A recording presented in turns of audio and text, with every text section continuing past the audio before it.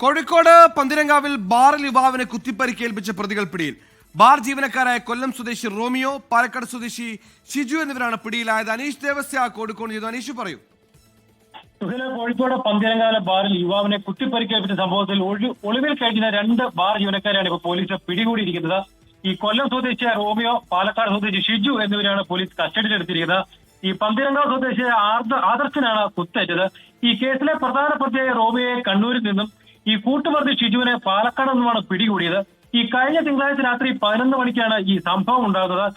ഈ ബാർ അടയ്ക്കേണ്ട സമയം കഴിഞ്ഞിട്ടും മദ്യം വേണമെന്ന് ആവശ്യപ്പെട്ട് ഈ ആദർശ് ജീവനക്കാരുമായി ഒരു തർക്കത്തിൽ ഏർപ്പെടുകയായിരുന്നു. ഈ വാക്കേറ്റത്തിനിടയിലാണ് ബാറിലുണ്ടായിരുന്ന ഒരു കത്രികയെടുത്ത് ഈ ജീവനക്കാർ ആദർശിന്റെ വയറ്റിൽ കുത്തി പരിക്കേൽപ്പിക്കുകയായിരുന്നു. ഈ ഗുരുതരമായി പരിക്കേറ്റ ആദർശ് കോഴിക്കോട് മെഡിക്കൽ കോളേജ് ആശുപത്രിയിൽ നിലവിൽ ചികിത്സയിൽ തുടരുകയാണ്. ഈ സംഭവത്തിന് ശേഷം ഒളിവിൽ പോയ പ്രതികളെ ഈ ഫോൺ നമ്പറും CCTV ദൃശ്യങ്ങളും കേന്ദ്രീകരിച്ച് നടത്തിയ ഒരു പരിശോധനയിലാണ് പോലീസ് പിടികൂടിയിരിക്കുന്നത്. സുഹൈൽ.